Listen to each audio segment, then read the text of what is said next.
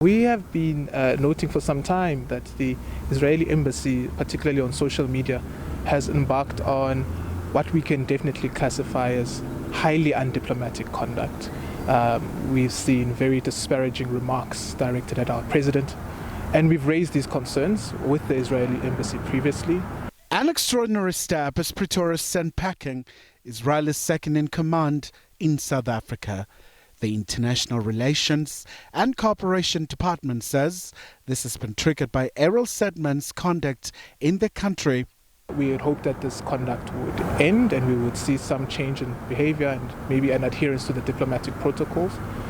We've also seen recently senior officials from Israel visiting South Africa without the Israeli embassy informing South Africa, DIRCO in particular, as it's required to do in terms of the diplomatic protocol. So cumulatively, all of these things have come to where we are now, and we think that the best way forward is to have someone who will respect our diplomatic protocols and norms, and also respect that we're a sovereign country and we should be treated as such. What about the repercussions in light of the current geopolitical environment and Pretoria's thawing frosted ties with Israel's key ally, the US?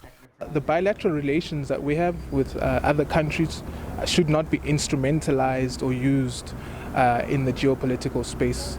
But for the actions of the Israeli embassy, we wouldn't have been in this situation. So I think anyone who wants to impute a geopolitical lens does so a little bit opportunistically. The context here is entirely on how the Israeli embassy has conducted itself. Some analysts have weighed in on this matter. By indicating that an insult to the head of state is always taken very seriously by the receiving state.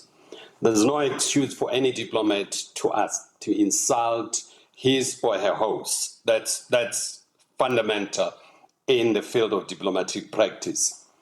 The second one, that Mr. Seidman failed to inform DIRCO about the purported visit of senior Israeli government.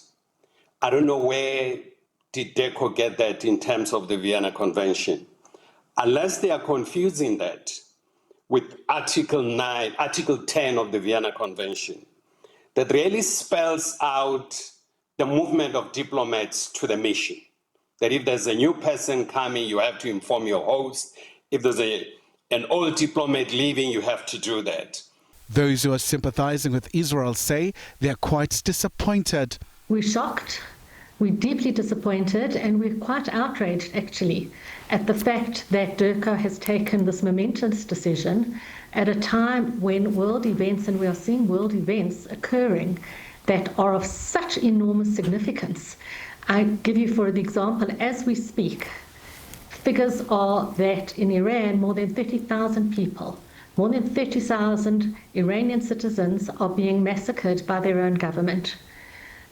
As we speak, at a time of great global turmoil where people are being murdered around the world, DIRCO finds itself having the time and the energy to focus on expelling a member of the Israeli diplomatic corps in South Africa. There was a picket outside the Nelson Mandela Foundation, some calling for the foundation chair, Dr. Naledi Pandor, to step down. But pro-Palestine activists came out as well to defend her. We are gathered outside the Nelson Mandela Foundation as pro-Palestinian activists to show our support for the Nelson Mandela Foundation. It's under siege at the moment from pro-Israeli faction and South African Friends of Israel, who are coming here to demand the resignation of Naledi Pandor. Khayelihle Khumalo, SABC News, Johannesburg.